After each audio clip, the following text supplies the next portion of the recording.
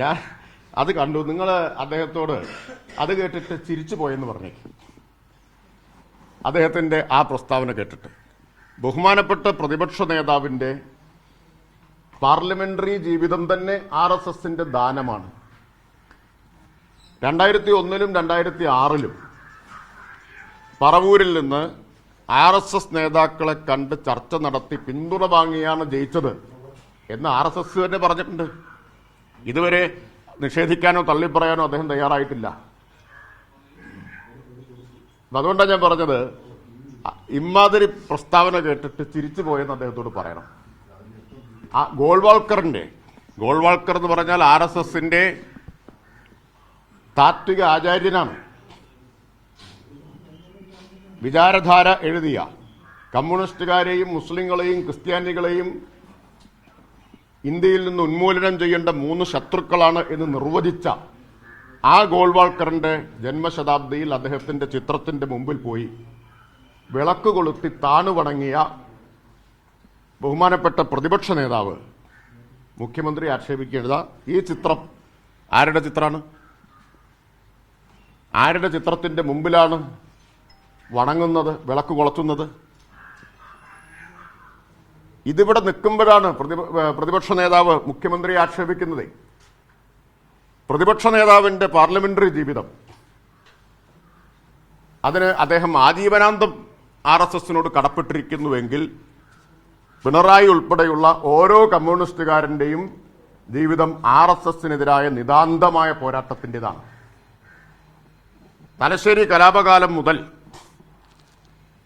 RSSനെതിരെ നേർക്കുനേരെ നിന്ന് പൊരുതിയവരാണ് പിണറായിയും കമ്മ്യൂണിസ്റ്റുകാരും ഒക്കെ. വിധേയത്തിൽ കമ്മീഷൻ റിപ്പോർട്ടൊന്നും എടുത്ത് വായിച്ചു നോക്കാൻ പ്രതിപക്ഷ നേതാവ് തയ്യാറാവണം.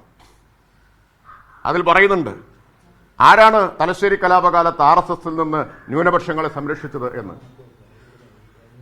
മാറാട്ട് സ്വന്തം മന്ത്രിസഭയിലെ മന്ത്രിയായ കുഞ്ഞാലിക്കുട്ടിയെ RSSന്റെ ഭീഷണിക്ക് വഴങ്ങി ഗസ്റ്റ് ഹൌസിലിരുത്തി RSS പറഞ്ഞത് അക്ഷരം പ്രതി അനുസരിച്ചാണ് അന്നത്തെ മുഖ്യമന്ത്രി ശ്രീ AK ആന്റണി മാറാട് കലാപസ്ഥലത്ത് പോയത്. ആ തിട്ടൂരത്തിന് വഴങ്ങാതെ VKC മുഹമ്മദ് കോയയെ ഒപ്പം കൂട്ടിയാണ് പിണറായി വിജയൻ പോയത്. എത്ര അനുഭവങ്ങൾ പറയാൻ കഴിയും? എത്ര അനുഭവങ്ങളുണ്ട്. ആ മുഖ്യമന്ത്രിയെക്കുറിച്ച് ഇങ്ങനെ പറയുന്നത് കേട്ടാൽ തീർച്ചയായിട്ടും അദ്ദേഹത്തോട് തിരിച്ചു പോയെന്ന് പറഞ്ഞേക്കാം. കോൺഗ്രസ് നേതാക്കൾ ശ്രീ VD സതീശൻ ഉൾപ്പെടെയുള്ള കോൺഗ്രസ് നേതൃത്വത്തെ വലയം ചെയ്തിരിക്കുന്നത് മുഴുവൻ ആരാ? ശശി തരൂരിനെ ഒപ്പം കൂട്ടി ചിരിച്ചു നിൽക്കുന്ന ഒരു പടം കണ്ടു വയനാട്ടിലെ ക്യാമ്പിൽ. ശശി തരൂർ കോൺഗ്രസ് ആണോ BJP ആണോ ഇന്ന് ആർക്കെങ്കിലും വല്ല നിശ്ചയമുണ്ടോ? ആർക്കെങ്കിലും നിശ്ചയമുണ്ടോ?